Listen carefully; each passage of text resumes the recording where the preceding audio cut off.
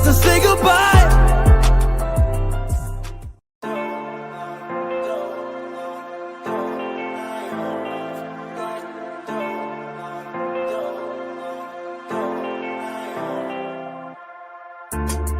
I don't wanna say anything, cause if I do I might say the wrong words.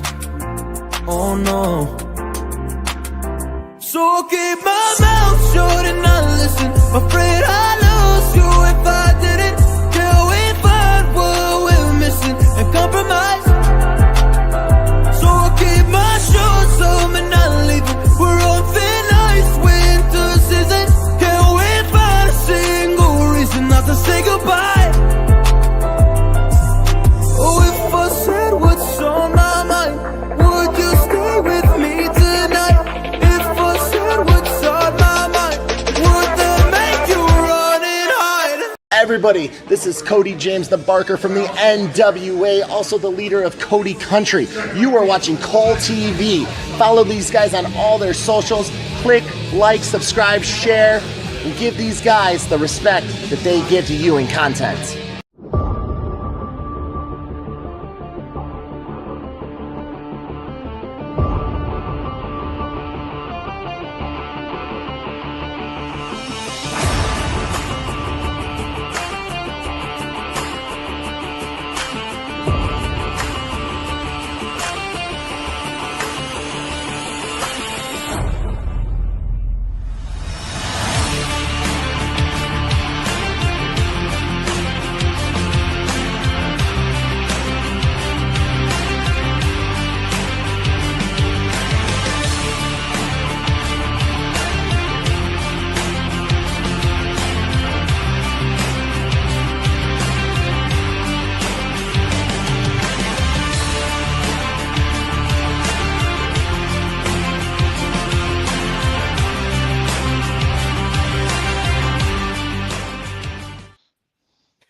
Greetings and salutations, everybody, and welcome back to another episode of Pro Wrestling 60, where we recap everything that happened this past week in the world of professional wrestling. I'm Xlj the Og, joined by my partner in crime, my brother from another mother, Mr. B-Roll. How are we doing out there, world? And now, you said we were recapping pro wrestling? Yes, professional wrestling.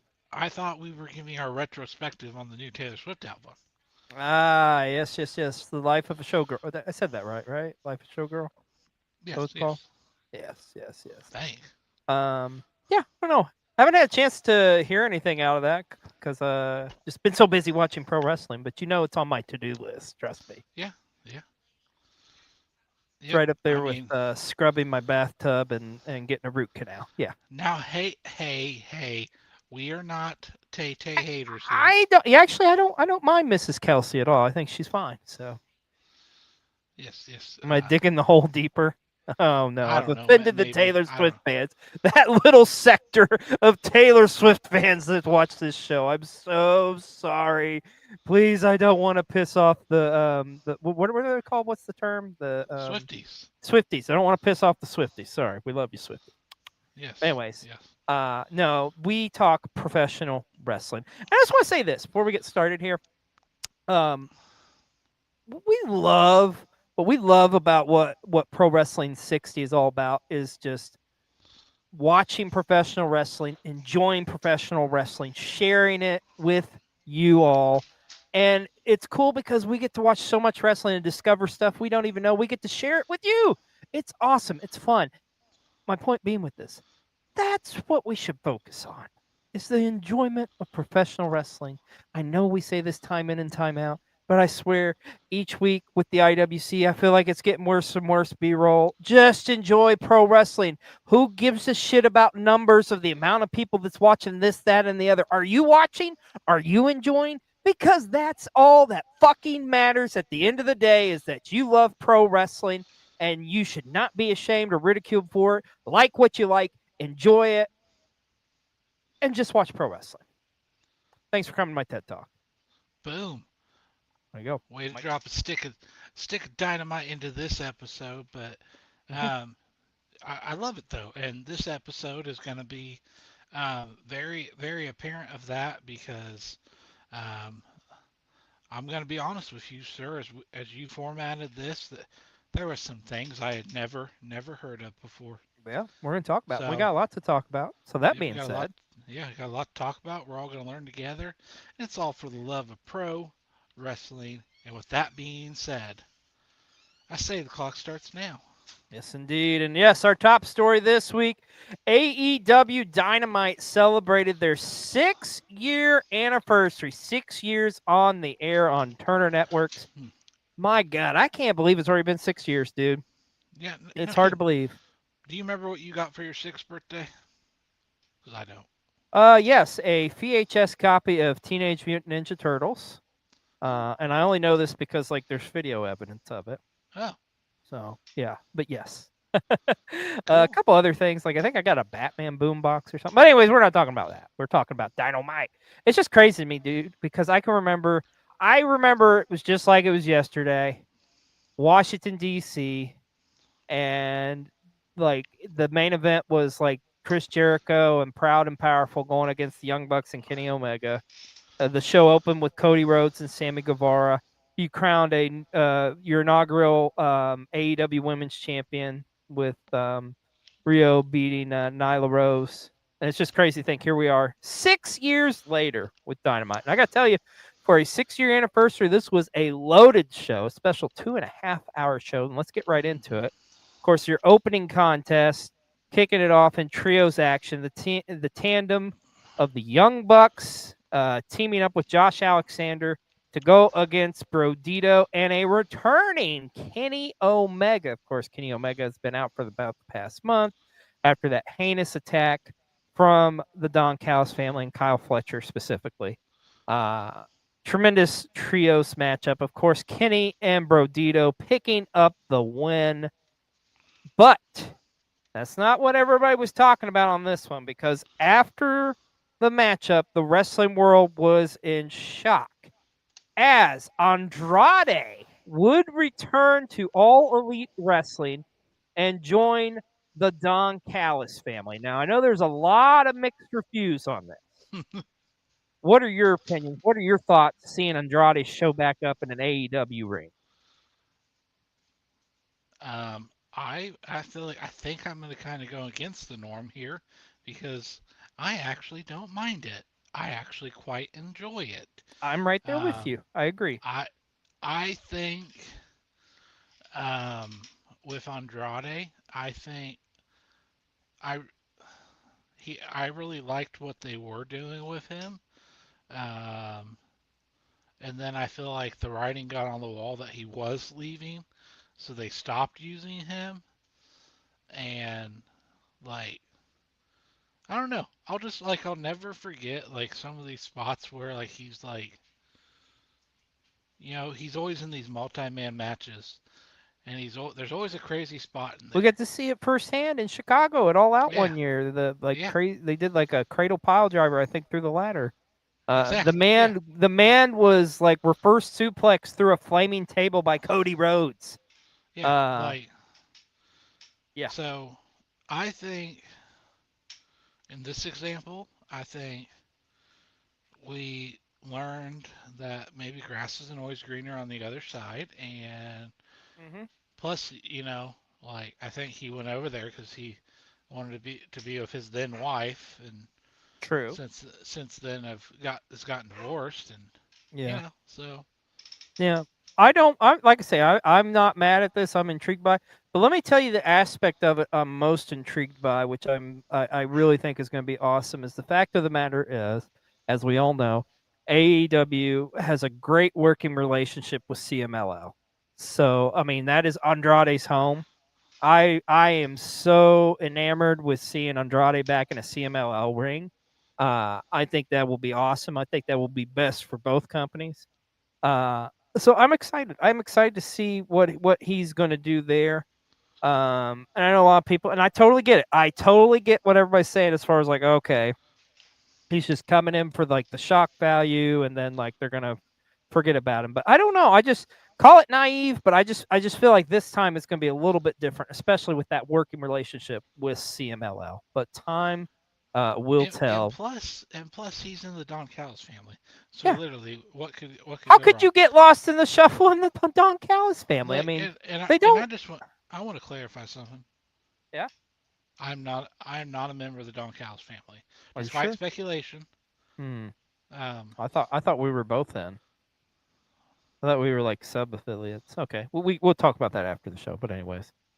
Speaking of the Don Callis family, the TNT title was on the line with Kyle Fletcher defending against Orange Cassidy. Of course, remember this was originally supposed to be Hologram challenging. However, Hologram was injured, but Kyle Fletcher would retain. But it was crazy because it was like Hologram helped him win the match, or did he? Or so we thought. No, no, no. We were introduced to El Clone, the evil clone of Hologram, making their debut on Dynamite and also joining the Don Callis family. The Don Callis family is ridiculously huge.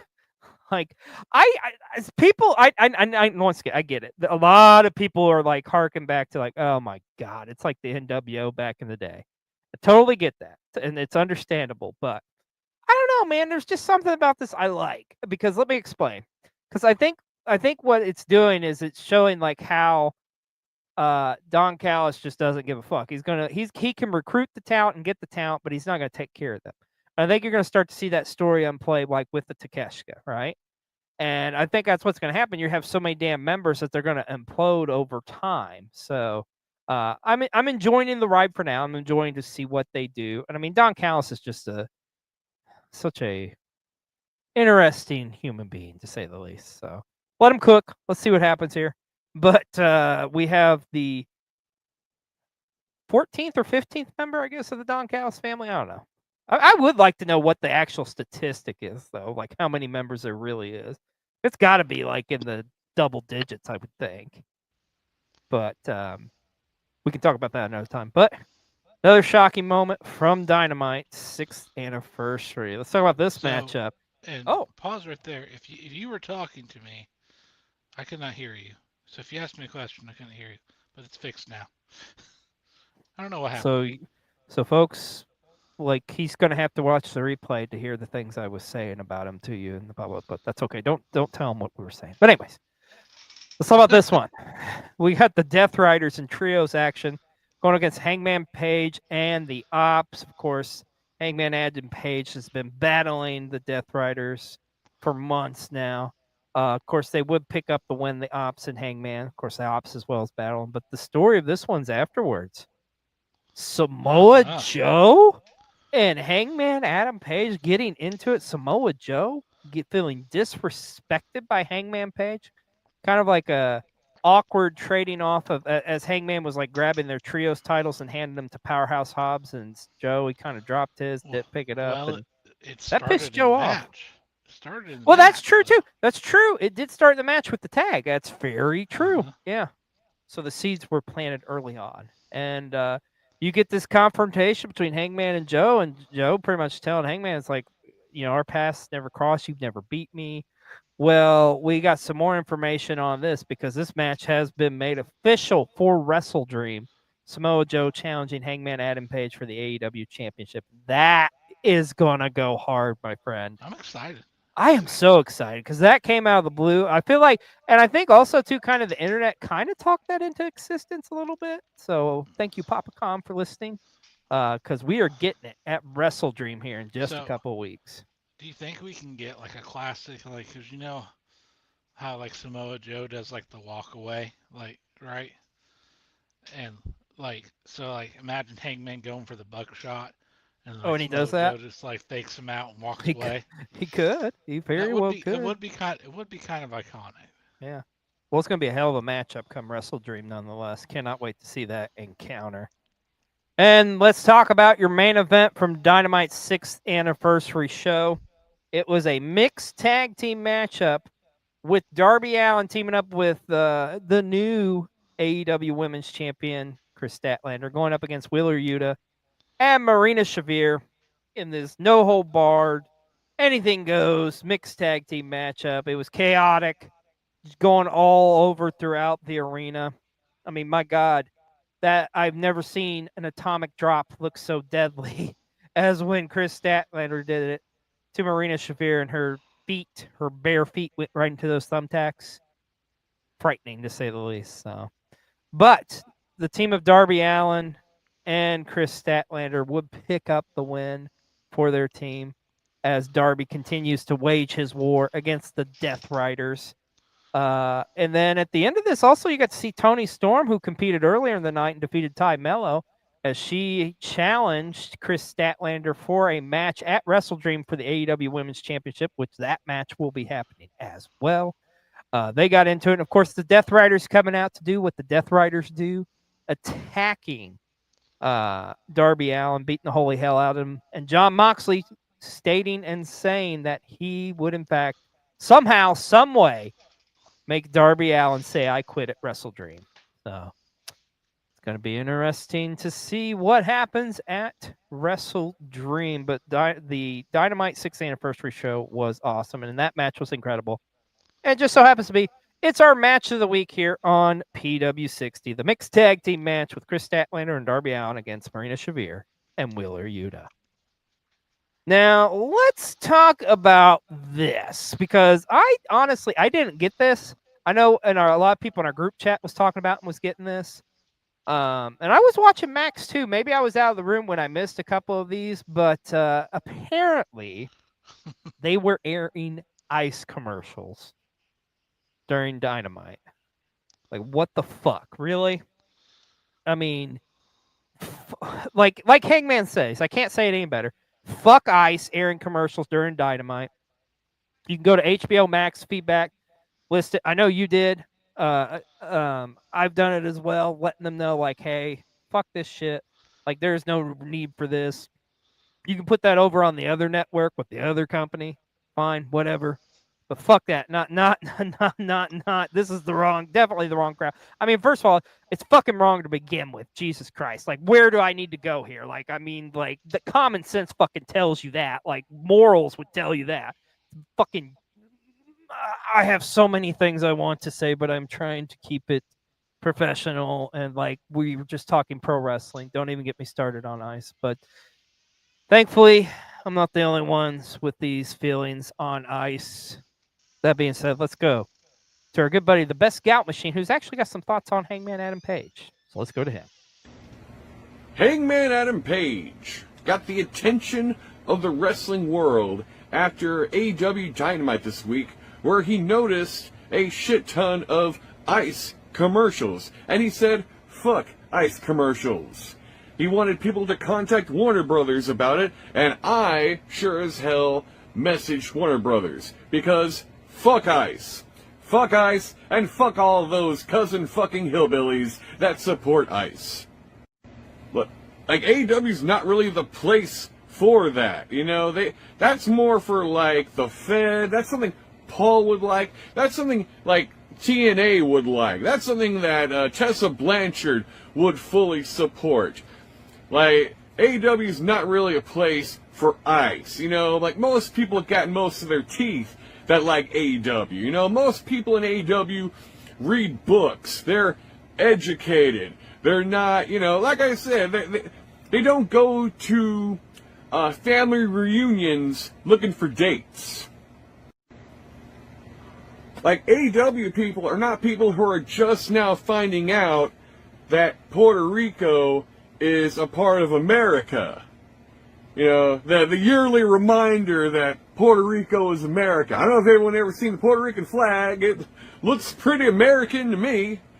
But, I stand by Hangman. He's my boy. You know, he basically filled that CM Punk hole that was in my heart.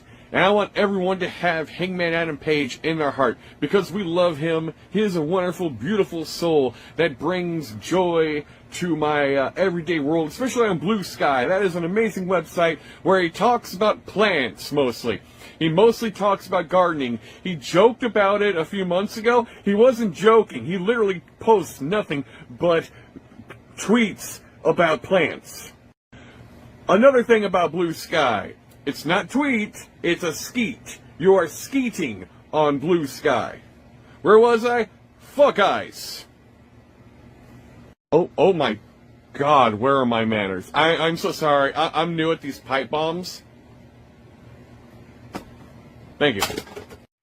I don't give a fuck about getting any hate comments. I do not care about being called ugly or stupid by people with less teeth than a jack-o'-lantern.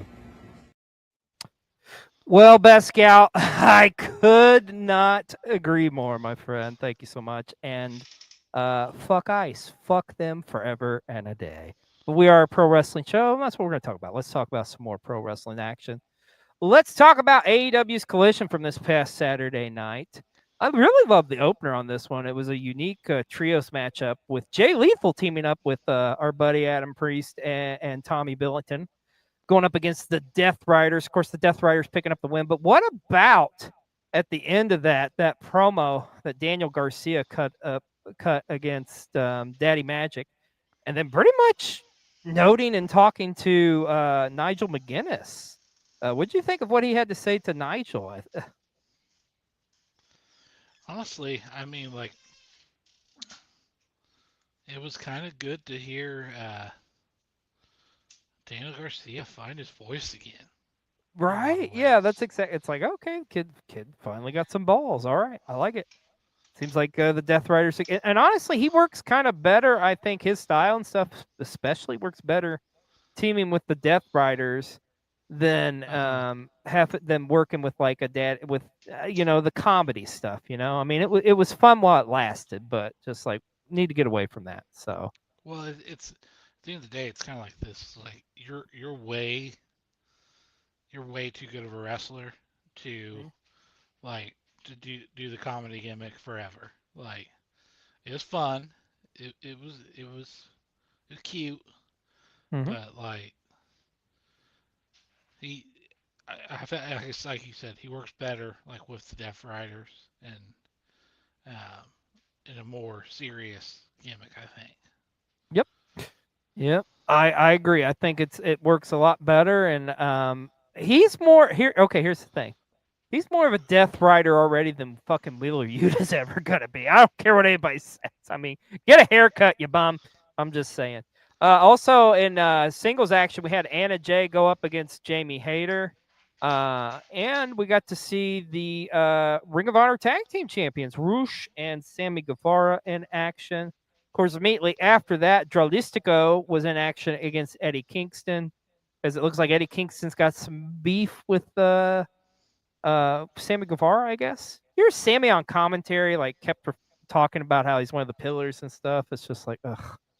But I will say this: I'm glad that he's went back to heel because that shit was not working for him as a white meat babyface, man. I'm just not buying it, brother. Also, MXM TV with their casting call, which, by the way, please give me more MXM TV on AEW television. We see him a lot on Ring of Honor, but I love seeing him on AEW, man. Of course, they ended up going up against the Don Callis family. Did not go the way they wanted it to. Also in singles action, Kevin Knight picked up a big win against Dax as they continuing on with the Jet Speed FTR rivalry. And then you got Megan Bang coming out to help FTR. And there's a big trios match that's been set up between Willow teaming with Jet Speed to go up against FTR and Megan Bang. That'll be awesome. Loved. Probably the highlight of this show, without a shadow of a doubt, was the Chris Statlander, Tony Storm face-to-face. Or more so the side by side, like Matt where they're Matt to Matt. I God, I love the dynamic between those two. I'm so excited for that matchup. And then, of course, in the main event, you had Orange Cassidy and Paragon getting up a win against the Don Callis family. Of course, it was kind of like Team C from the Don Callis family, but a win is a win nonetheless. So. How dare you? But we've been talking about Wrestle Dream, already a loaded show, and we've only got 3 matches announced so far, but we've got that I Quit matchup between Darby Allin and Jon Moxley that'll be taking place, as well as Hangman Adam Page defending the AEW Championship against Samoa Joe, and Timeless Tony Storm looks to get back her AEW Women's Championship against Chris Statlander. man, just you can go ahead and take my money now. I don't know what else they're going to add, but you know it's going to be amazing and incredible. But these matches alone are awesome. And I tell you this too, also excited for Title Tuesday this Tuesday. There's some tremendous matches on that show as well. And don't forget, yes, Dynamite is on Tuesday this week. Of course, with the NHL season kicking off, this is that time of year where AEW Dynamite always airs on Tuesdays. Let's talk about Ring of Honor real quick here. Ring of Honor's Honor Club that took place this week. You got to see Skyflight in action against MXM TV, which once again I can't say enough good things about MXM TV. You know, one thing I love that they've been doing lately here on Ring of Honor is they've been doing a lot of these pure matches for the women there. They had a couple of those on this show, including Yuka Sakazaki going up against Zoe Lynn. Also, you got to see. Let's just talk about it. I know because I know you brought this up to me today. The frat house with Glacier and there was the Blue Meanie. And like, what's going on with the frat house, B-roll? Because I'm scratching my head over here. I don't know, but it made me actually kind of enjoy them. Also, we mentioned the pure matches. Serena Deeb was in action as well. Dralistico was in action against our buddy Beef as well. And in the main event, she had AR Fox against Johnny TV. But one of the big matches, let's talk about this one in tag action. It was Billy Starks and Diamante going up against Alex Windsor and a returning Suri. And of course, they would pick up the win. But after this, Alex Windsor would challenge Suri. I know I'm butchering her name. I apologize. My brain is wanting to say one thing and I'm enunciating something else. So, yeah, this is 40. Anyways, that match challenging her for the IWGP Women's Championship. So that matchup will be taking place here probably in the near future. So that'll be an awesome matchup. Can't wait to see it. It's going to be incredible. But I tell you, we've been talking about the past month or so. ROH has been really fun to watch here lately. They've been doing a lot of cool stuff.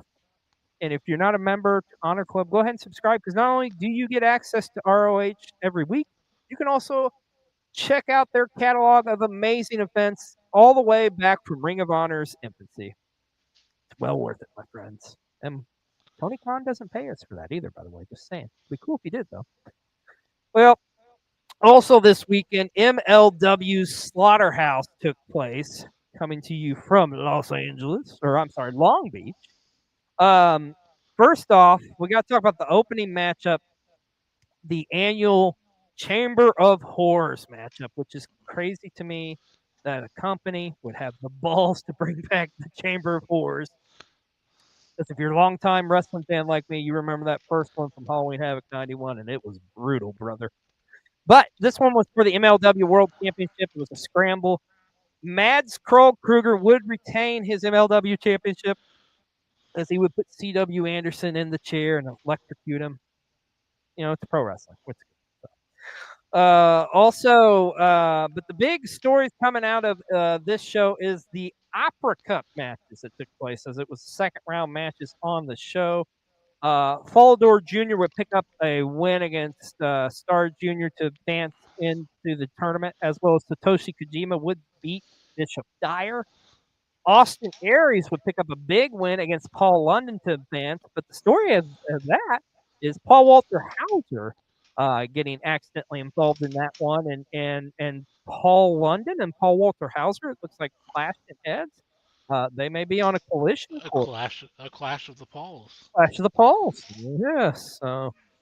Also, in rounding out the action in the main event, Mystico would defeat Ultimo Guerrero in a kind of dream matchup, as he would advance to the second round of the the third round of the Opera Cup. And remember, Mystico did win the Opera Cup last year. But probably the big story everybody's talking about on this show. Ugh, I hate to talk about it. Where I'm going with this. Matt Riddle would defeat Alexander Hammerstone. And I guess he's not the king of bros. He's the rude dude now. I guess he's a heel now. I know this. Fuck Matt Riddle. Fuck him. I'm done talking about him. He's a piece of shit. So we're not going to talk about him anymore. Fuck him. Let's talk about the tournament as we see here. So we do, like I said, Mystico will meet Austin Aries in the next round, and Foldor Jr. will meet Kojima, and the winners of those matchups will advance to the Opera Cup finals, and we'll find out. I believe that's in November when the finals takes place. So, God damn it, I said I didn't want to talk about this asshole anymore. All right. So I guess Matt Riddle was on a podcast inside the ring or something. I don't know. And he got in a confrontation. It was like the shittiest looking fucking shoot. Like, I'm sorry. Anything this guy does, I don't fucking care. Well, Let's. and for context for everyone, this Inside the Ring podcast is done by like TMZ. I'm pretty sure. Oh, well, there you go. Who Like, gives a shit? so take that with a grain of salt. Listen, all I know is I've talked enough about Matt Riddle. There's plenty more things to talk about. And God damn it again. Oh, yeah, this shit too. I guess he announced that he wants to run for governor of Florida. Hey, Jesus, that one is at least Florida makes that sense. fucked? That one at least makes sense. Like in this day and age? Oh yeah. That's like the most Florida thing ever. Well, you know what? I'm not the only one with opinions on Mr. Riddle here. Let's go to our good friend Husky Rhodes with the hot take. Jesus Christ. Yo. So Matt Riddle wants to run for governor of Florida. You know what? Do it. Why not? What the fuck? This country is an absolute shithole. So of course Matt Riddle wants to run for governor of Florida. Also, what is it with canceled wrestlers trying to get into politics? Hey, Matt, how well did that work for Drake Wirtz? Yeah. You're going to suffer the same fate. Suck an AIDS dick. Thank you so much, Husky, for saying what we all were thinking. Well, moving on to bigger and better and more positive things. Game Changer Wrestling would make their Alaska debut as they were live this past Saturday from Anchorage, Alaska for GCW's The Last Frontier. I tell you what, this looked really cool, man. The aesthetic looked cool. The crowd was awesome. A tremendous card. Of course, in the main event, Effie would retain his GCW championship. Also, Billy Stark's getting a big win against Priscilla Kelly. I would say match of the night for me, honestly, on this one was Joey Janela and Kid Bandit. That was a damn good matchup. That's worth just watching this show alone. A unique matchup with Zachary Winch challenging Matt Tremont for the Ultraviolet Championship as well. Speaking of violent, man, things got really violent between Atticus Cogar and Slade, and then one called Manders picking up a big win against Drew Parker. It was an awesome show, man. And guess what? You can catch a replay of this over on Triller TV right now. Once again, Triller doesn't pay us either, but they will someday. Someday. Speaking of also available on Triller TV, you can get to replay this. Wrestling Revolvers Tales from the Ring took place this past Friday. Pretty solid show, man, overall, man. Of course, hosted by Shotzi Blackheart. Had a little bit of something for everybody on this show, man. So you had Brian Keith defending the Defy World Championship against former champion Alan Angels. Also, the Revolver tag team titles were up for grab, as well as Latinos Most Wanted would successfully retain the championships against former champs Alpha Sigma, and Tie or Die. Also, let's talk about it. A wrestling wedding took place, or not so much. As we all know, wrestling weddings never take place, never end good. But Myron Reed, Killer Kelly, didn't end well for them as they ended up in tag team action against Jake Christ and Neva. And of course, Jake Christ and I'm sorry, I'm butchering her name too. Once again, I don't know why, but my brain is not wanting to enunciate some of these names tonight, folks. I do apologize. But they would pick up the win. Also, I think the big story of the night was a lot of people talking about the Revolver Remix title would change hands as BDE would defeat AJ Francis. Now, I have got to plead the fifth here. I really don't know a whole lot about BDE. You may know B-Roll, but I guess he used to be like a streamer or something, like in the wrestling community. or he was a wrestling content creator or something. I gotta be honest, I'm not sure on that one either. Yeah, I don't know a whole lot about him, but yeah, I get cool, man, to go from that to be in wrestling and to be a champion now. That's awesome. So congratulations to him.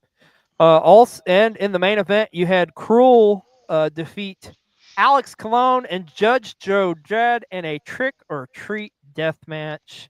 Because why not have a trick or treat death match? I mean, especially at Wrestling Revolver, and especially at Tales from the Ring. So solid show.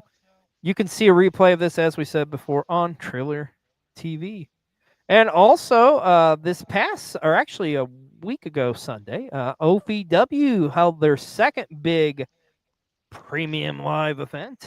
No Rest for the Wicked took place. Tremendous card, as they always do.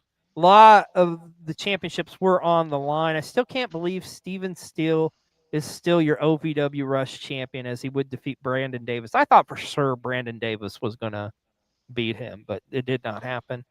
If you don't know Brandon Davis, by the way, you probably have seen his video that went viral where he's like doing the red card. Because he does interviews and stuff too as well. Like he works for some media outlet or something. But he's the guy who asked John Cena the question on the red carpet about like wrestling and how he like got advice from him before, and now he's wrestling for a championship in OVW. But thought for sure he's going to pick up the win, but it didn't happen.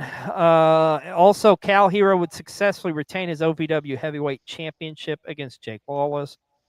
But the big surprise of the night would be Big So would defeat Eric Surge for the OVW United States Championship. And we now have a new OVW US champion. Of course, if you want to see a replay of No Rest for the Wicked, it is available not only on Triller TV, but you can also watch it over on OVW's YouTube page. So check that out. Great show. OVW is doing some amazing things, man. I know we have so many companies we talk about, and sometimes OVW gets lost in the shuffle, but seriously, check them out every Thursday. Check out their monthly shows. They're killing it right now. And also, this weekend, ICW held their latest show, Scary Moves. Of course, this coming off their big show where Rio would win the ICW World Heavyweight Championship. She would have her first championship defense, and she would successfully retain against Theodoros. Also on this show, you got to see the Coffee Brothers return to ICW in action. Of course, we got to see them debut or return at the last show, but this was in-ring action. And Mark Coffey would defeat Colton Davis, while Joe Coffey would defeat Dylan Thorne. And speaking of fellow stablemates, if you will, Wolfgang would win a scramble match to become the new #1 contender for the ICW Zero G Championship. And B-roll, you know what? You can catch a replay of this also on Triller TV. Triller TV, they have so much to offer. And it's only like $9.99 a month, I think. I don't even think it's that. I think it's like $7.99 a month. You can afford that. You can afford that. And just imagine Triller TV, of all the subscriptions you would get, if you just gave us like a promo code of like first month half off or first month free, you would have so many subscriptions. Exactly. Call me. I'm just saying. And you know what? As if there wasn't enough on Triller TV, you can also catch a replay of this too. GCW presenting Josh Barnett's Bloodsport in London. Of course, this event took place over a week ago, but you can now catch the replay as they posted it. I believe it was this past Thursday. I would say this. If you're a fan more so of the of like MMA fights and kind of shoot fights, and if you like Pancrase back in the day and stuff, this is definitely for you. Now, if you're just an avid pro wrestling fan, maybe not so much. And I mean, I get the Bloodsport shows are definitely more on that side, but I would say this was the most. This Bloodsport event was the most feeling like a true kind of like MMA event, if that makes sense. But I mean, it was still a good watch, man. Especially like I say, if you like that stuff, you should definitely check them out. And like we say, that is available on Triller TV. Pay us. Let's switch gears here. Then let's talk about Pro Wrestling Noah. Of course, they just come off that tremendous the N1 tournament, and they held their Sunny Voyage show, which, by the way, you can catch this on Wrestle Universe. Cheap plug there, because you know we love plugging shit. But in the main event, Galilino would retain his GHC National Championship against Jack Morris. Of course, Jack Morris going all the way to the finals of the N1 tournament, but he would be, he's still got a great career in Noah, but he would unsuccessfully challenge here as Galilino would retain. And I tell you, that dude is impressive, man. He is a big, big, big dude. But talking of pro wrestling, Noah, Wrestle Odyssey is coming up, and holy shit, this show is freaking loaded, my friend. Of course, we've got in that main event, Kenta defending against the N1 winner, Katawa, for the GHC Heavyweight Championship. You got a match for the GHC Light Heavyweight Championship with Hiromu Takahashi defending against Etta. Of course, that was set up, of course, from oh gosh, Destruction in Kobe, and yeah. But the match I want to talk about on this one, my God, this tag team match. This is like an ridiculous all-star tag team matchup. As we are winding down and we're getting closer and closer to the ace, Hiroshi Tanahashi's last match. Probably going to be his last appearance ever in Pro Wrestling Noah. He will be teaming up with Kaita Kiyomiya to take on Keno and, of course, Marufuji. This is just bonkers to me, because you have pretty much the current faces of Noah and Keno and Kaita Kiyomiya, and then you easily have the face of New Japan, the Ace, what helped bring them back to prominence in the late mid 2000s, early 2010s. And the guy who was the face of Noah at that exact same time was Marufuji. This matchup is going to be tremendous. Any other show, it would main event, but this is that loaded of a show as Wrestle Odyssey. And, of course, we will have the results for Wrestle Odyssey here in a couple weeks. But, dude, I cannot wait to see this show. It's going to be incredible. But this was probably the biggest news that came out of Pro Wrestling Noah this past week, as Go Shiosaki is officially gone from Pro Wrestling Noah. Now, you may be saying to yourself, well, what's so important? What's so huge about this news? Well, here's the thing. If you know Pro Wrestling Noah, that was founded by Japanese legend and one of the all-time greats, many say the greatest Japanese wrestler of all time, Mitsuharu Misawa. Kind of go backtracking here. Misawa left All Japan Pro Wrestling after the late great Giant Bamba passed away, and he was supposed to be the heir apparent, and that did not happen in All Japan. So he started up his own company, Pro Wrestling Noah. So Go Shiosaki was actually his predecessor. He was supposed to be the next guy who pretty much takes over Pro Wrestling Noah, but now he's gone. I don't know what that means for Noah. I don't know who goes in that role. But this is massive. Like probably the best. Okay, the best analogy I think I can make with this B-roll would be like if, because we don't know where Go Shiosaki's going. He may be retiring. He may show up in New Japan. Hypothetically, let's say he does show up in New Japan, right? That would be like the equivalent here in the States of if Randy Orton left the WWE and went to AEW. Like, that's how huge this is.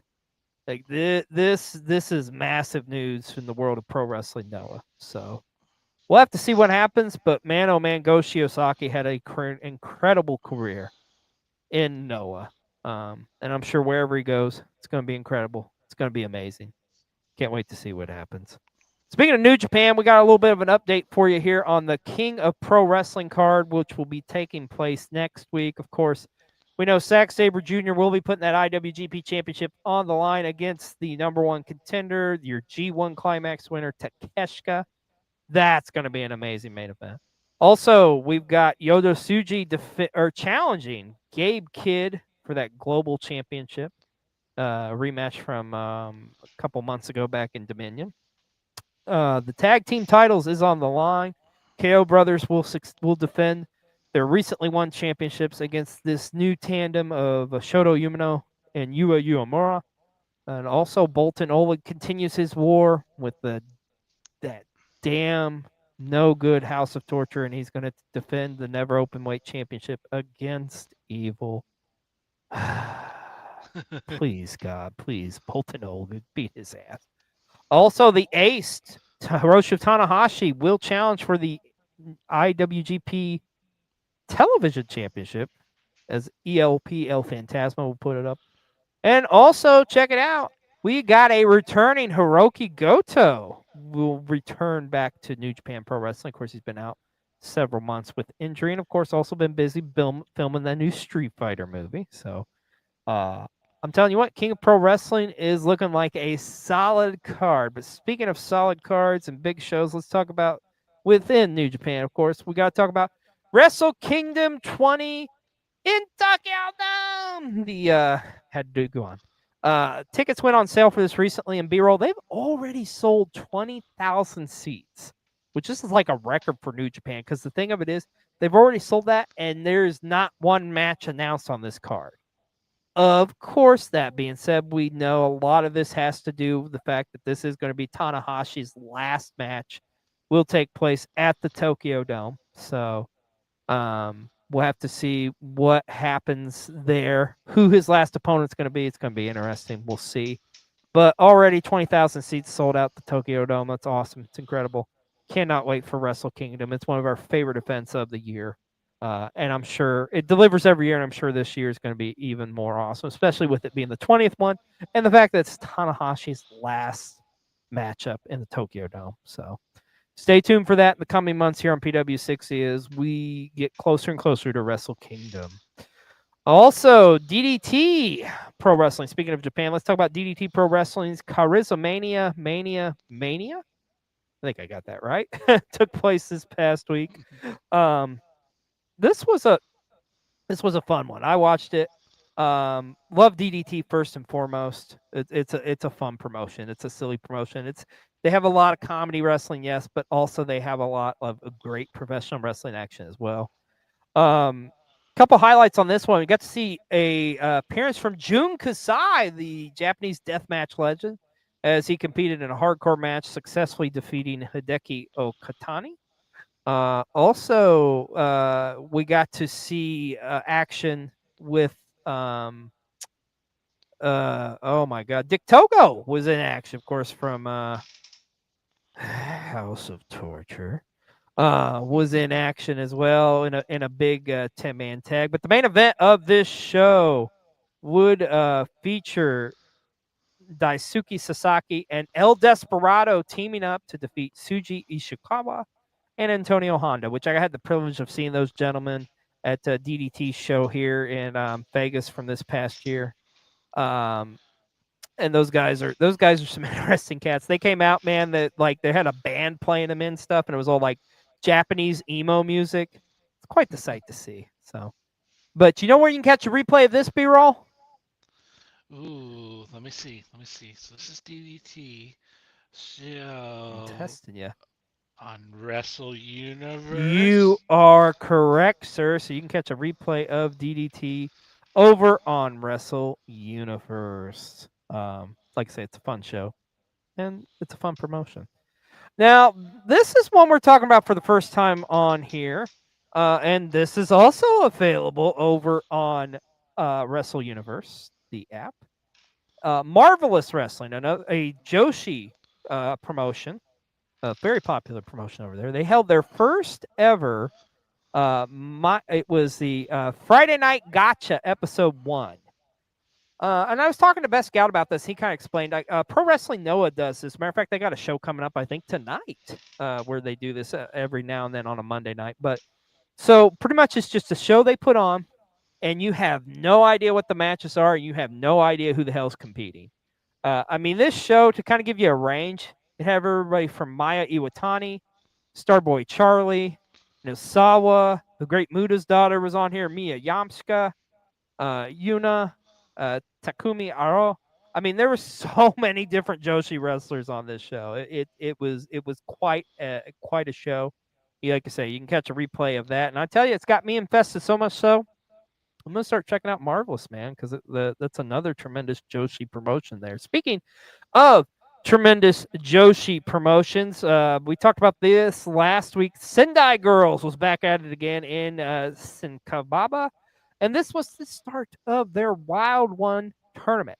Now, this isn't a round robin tournament. This is just a single elimination tournament. The first 2 rounds took place, and I want to say this: there's somebody who I saw for the very first time on here who really impressed me, was also on the Marvelous show as well. And they just so happen to be our wrestler of the week here on PW60, which so happens to be a girl named Senkai. Now, Senkai, what's cool about her is she is like a tribute kind of throwback wrestler. So you can see here kind of in her aesthetic and her gear and stuff, she's very reminiscent of a Joshi wrestler from the 1980s.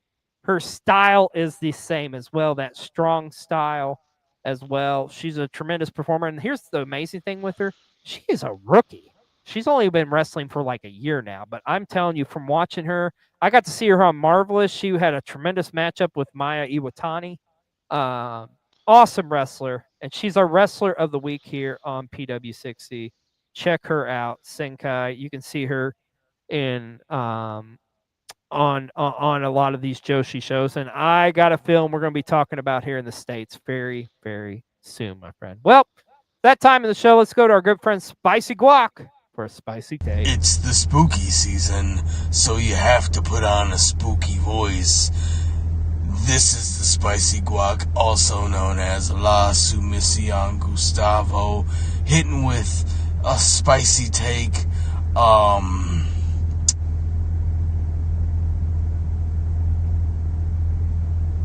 I got nothing. I just really like this voice. It reminds me of Jake the Snake. Oh yeah. Oh no. What a little macho man there too. I love it. Well, I thank you so know, much, yeah. Spicy. Oh no. Well, Black Label Pro, of course, a promotion in our neck of the woods, which we talked about them before here in the show. They had their Hacksaw show, which was a tribute to Hacksaw Jim Duggan, this past weekend in Crown Point, Indiana. Now, I believe this is going to air on Triller TV in the next week or so. So we don't want to give away any of the results, but I do want to say one thing here. Which congratulations to Davey Bang, as he would win the Black Label Pro Midwest Championship. So a little bit of a spoiler there for you, but that show should be available here on Triller TV soon, I believe. So check them out. Also, this is available now on Triller TV, and this is another new company I found over the weekend. IWC held their Super Indie 24 show. So this was like a tournament that they do, essentially. Kind of reminded me of like the oh man, I can't think of they used to do an indie tournament back in the 2000s. Duplessis was here, he'd tell you what it is. I can't think of the damn name of it, but kind of reminded me of that. And pretty much in the finals, you would come down to Trevor Lee and Spencer Slade. And Spencer Slade would win the final and would also win the IWC Super Indie Championship, as he would defeat the champion Trevor Lee. So Spencer Slade winning the tournament and walking out IWC Super Indie Champion. So awesome show, awesome fun. If you like indie wrestling, check it out. And this is over on Triller TV as well. God, Triller TV has so much good stuff. And speaking of which, let's just keep the hits coming. This show just debuted recently on Triller TV. This is QT Marshall's show, his company, we should say. The 1FW Summer Stage took place, or is now available. The first episode is available. So this was one fall wrestling. So this was really cool. I watched it. This was some stuff that took place over the summer, hence why it's called Summer Stage. But yeah, this is another show. It's a fun indie promotion. It's ran by QT Marshall, so you see a lot of the people from like Nightmare Factory and stuff are involved on this. So looks like they're going to be airing this show weekly on Triller TV. They're also airing it in the Carolinas too, I think, already on some network or something there, because that's kind of where they're based out of. So, but just for you wrestling junkies, just something more you can watch. And once again, Triller TV, $7.99. God, this is a freaking infomercial for Triller TV. Speaking of which, this is going to be available on Triller TV come November, because it's House of Glory. Their Super Clash card, and they just announced this matchup. This is gonna go hard. Shayna Baszler and the cutest in the world, Maki Ito, will meet for the first time ever, 1-on-1. Dude, I'm excited. Just take my money now. This is going to be a dope-ass matchup. Also excited to see Shayna Baszler, too. Feels like it's been a minute, so it should be a tremendous matchup coming to you. And, of course, there's going to be plenty of more matches announced for this House of Glory coming up, this House of Glory show coming up in November. We just talked about this company last week, WXW. Of course, they're based out of Germany. They've got their 25th anniversary tour going on right now. And they got on their next show, or on their big show coming up in November in Hamburg, they have got some tremendous matches already announced for this. I'm really excited to see the rematch, it's a rematch from the tag team tournament semifinals. Planet Gorgia putting the tag team titles on the line against the team that upset them, the Grind. That should be a fun one. But you can see right here, Danny Luna one-on-one with Mia Yamcha. Holy shit, that is going to go hard, dude. And I'm sure we're going to be covering that as well. I really kind of fell in love with that company last weekend, man. I can't say enough good things about WXW. They have a tremendous product, and yes, it's on Triller TV too. I don't need anything but Triller TV. You know what? This is on Triller TV too as well. I think you got to pay for it though. But let's talk about Maple Leaf Pro Wrestling here for a moment. Maple Leaf Pro, of course, based out of Canada. It looks like they're very close to inking a weekly TV deal in Canada. So for our Canadian viewers out there, you'll probably be able to see this soon, along with reruns of Degrassi and hockey. You don't say, eh? I was waiting for it. Poutine. Tim Hortons. I find this wonderful and magnificent. So, it's amazing to me, too. I don't think we've talked about her before on this show, which is incredible, but because I've been following her career for a while now. Succubus. Very popular wrestler over in the UK. Even has her own wrestling school and stuff. She literally has gone viral for multitudes of videos. Y'all may have seen her. She did the video where she's like trying to get into the ring to help her tag team partner, and she purposely falls down and bumps. It's hilarious. But she recently was over on a tour of Japan and teamed up with Japanese legend Yoshihiro Tajiri. And there's a couple of hilarious, fun videos of hers with Tajiri that have went viral. But this is the crazy thing. And you damn fans, you want to talk and obsess over numbers. Apparently, their video they have outdrew Monday Night Raw's attended or viewership on Netflix. So there you go. Put that in your pipe and smoke it, whatever. We just mainly want to talk about this because we love Succubus. And also, side note, I was on a plane ride with Tajiri once. I have photographic evidence. Nice man. Love Yoshihiro Tajiri. So, anyways, if you're not following Succubus, go follow her on all of her socials. Follow her on a TikTok, Instagram, X, Blue Sky, all that. So, wait a minute. What? Oh, okay. Wow. This is exciting. B-roll. Let's go to Jay with the Dirt Sheet News. It's been a minute since we've gotten a Dirt Sheet News. Yeah, let's go to Jay. Hey, it's your boy Jay, bona fide member of the Dirt Sheet Press, reporting from the Ford Center here in Evansville, Indiana. And I got to watch the big indie show that you can only catch streaming on Netflix, because every independent promotion needs a streaming home, and this one's is Netflix, even though it streams on other platforms as well. But Netflix for this particular show. And we opened up with the two champions. Yes, because every independent promotion has several world champions, and this one is no different. But these two world champions will be taking on each other for a ring. Yes, we're not going to unify the belts and have less world champions. Instead, we're going to have our world champions take each other on for a belt. But the big thing that came out of this segment is we found out that one of them gave the other one a fake Rolex watch. And real gentlemen that fight over rings don't give other gentlemen fake Rolex watches. Also, we got to see a bipolar woman, because every indie has a bipolar star on their roster. We also got to see a single star from Australia team with an established tag team to take on a single star from Mexico, who also teamed with an established tag team. We saw lots of flippy-doo-dah bullshit, and then we got to see the big guys come in and be powerful. And as you know, whenever you have a 6-man tag, the good guys always win. Then we had another women's match that I didn't pay too much attention to because it's women's wrestling and nobody cares.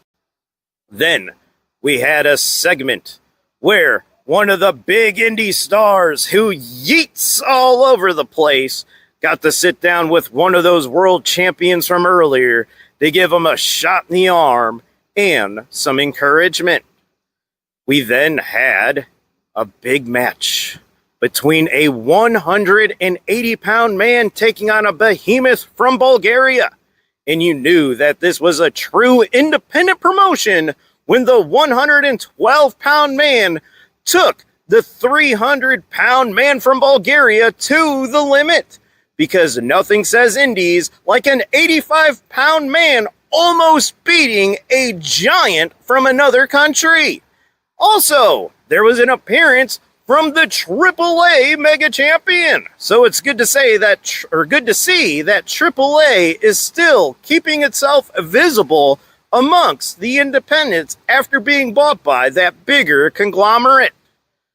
Finally, we got to see the battle of the Yeets and the Yaz, because nothing says indies like big-time catchphrases. So there was a lot of Yaz and a lot of Yeets, and there was a bunch of yeeting all over the place. And the main event was the woman from Asia, Japan, because Japan is in Asia, and this is an indie, and she's from Japan, so she had to spit the mist. And she beat some S&M star. And that was it. We had a big schmoz with a bunch of S&M stars and some Asian people. So please be excited to watch this indie the next time it shows up on a Netflix near you, because this definitely wasn't a big show. It was an independent show here in Evansville, Indiana at the Ford Center.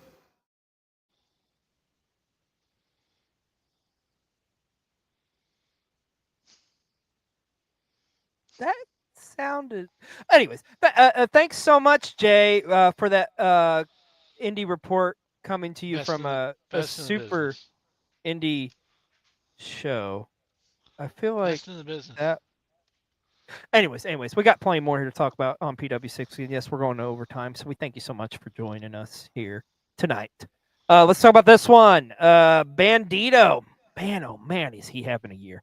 Went into Arena Mexico in a rematch against Hechicero for the Ring of Honor Men's Championship, and he would successfully retain that ROH Championship in the Arena Mexico. Congratulations to him, man. I'm telling you, dude. I honestly, he's a front runner for me for Wrestler of the Year. The year Bandito's having, it is stellar. I see it. Yeah, so congratulations to him.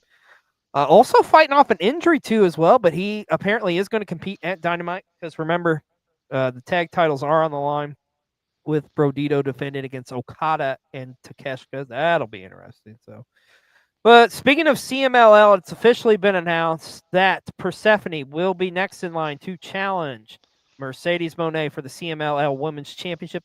That match will take place on October 17th at the finals of the Amazonas Grand Prix. So that is going to be a hell of a show. Cannot wait to see that. And I think Miss Moné, I'm calling it now. I think that CMLL Championship is coming back home, because I think Persephone is going to be your next CMLL Women's Champion. She should be anyway. So. Let's talk about this one, because we've kind of been hearing about this, and it just kind of happened all of a sudden. Sting's son, Stephen Borden, would make his professional wrestling debut. Of course, he'd be teaming up with J.D. Drake here. And they would go up against Darby Allin and Karrion Kross. And this was a part of, we talked about and reported this on last week's episode of PW60. This was a part of an art exhibit that was going on there in New York. So pretty cool, man. I'm telling you, I'm looking at him right now, and it's just like, I see his dad. Like, he looks just like his old man. I'm thinking back to like the 80s. I'm just, with those tights and stuff, I just need him to have some black and white face paint. But congratulations to you, young man. Man, oh man, you couldn't ask for like a better kind of a more unique environment to make a debut at an art show. So, man, speaking of unique and art, I love this. So we've kind of talked about this a little bit, but now it's made official. DC Comics and All Elite Wrestling will be teaming up for I guess it's like the Justice League teaming up with AEW. I guess is what it is. I think it's gonna be like a comic book series or something, but that's gonna be dope as hell, man. Like wrestling and comics, I've always felt like is a marriage that is perfect. I go back to the days when I was a kid. I remember when Marvel Comics would put out some WCW comic books. Chef's kiss. They were so good back then. But be on the lookout for that. It'll be coming soon to your comic book shops. Cannot wait. I'm gonna have to pick up every issue, pick up the variants, pick up all that stuff because I gotta have it because that's just the collector in me, man. Well, this is amazing news. Bret the Hitman Hart's daughter, Jade, recently announced that she had successfully defeated breast cancer. I guess you could say his daughter is the best there is, was, and ever will be, as she successfully dethroned cancer. Congratulations to her. You love to see this. We here at PW60 want to wish you well, and just know that we love your dad, especially XLJ. I love your dad. And so I kind of consider you like a sister, even though we've never met. But congratulations, Jade. Big round of applause for you here. We love you. We love your dad. Well, speaking of people we love, let's do our indie spotlight for this week. And this week, we want to highlight another great independent wrestler. And we had the privilege of actually working with this young man as part of the Schmitty this year. Talking about Plaid Jackie Thad. Who we've seen pop up a lot here lately, kind of in the Midwest area. You can see some of these amazing promotions he's already worked for. We got to see him in action, the Schmitty. I like him because I love his promos. I love his vignettes too. Like it was cool. Like we got to get one from him for the Schmitty, and it had a very like kind of ECW in the '90s kind of vibe and feel to it. But dude, this guy, I'm telling you, super talented. And it's a matter of time before we're seeing him on like television, in my opinion. But Plaid Jackie Thad is our indie spotlight this week. If you're not following him, go follow him on his socials. Check him out at any of these companies' show, including like our hometown, our home promotion, Emerge Wrestling.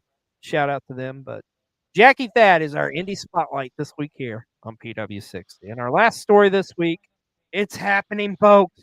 It's official.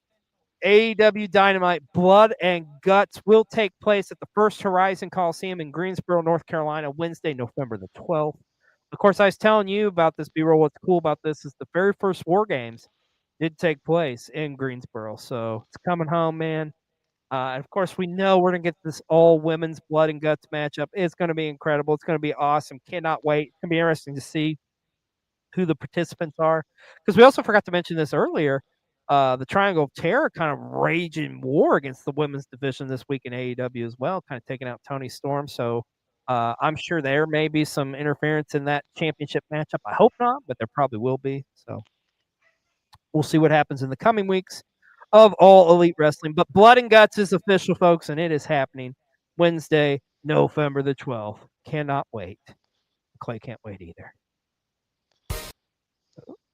Oh.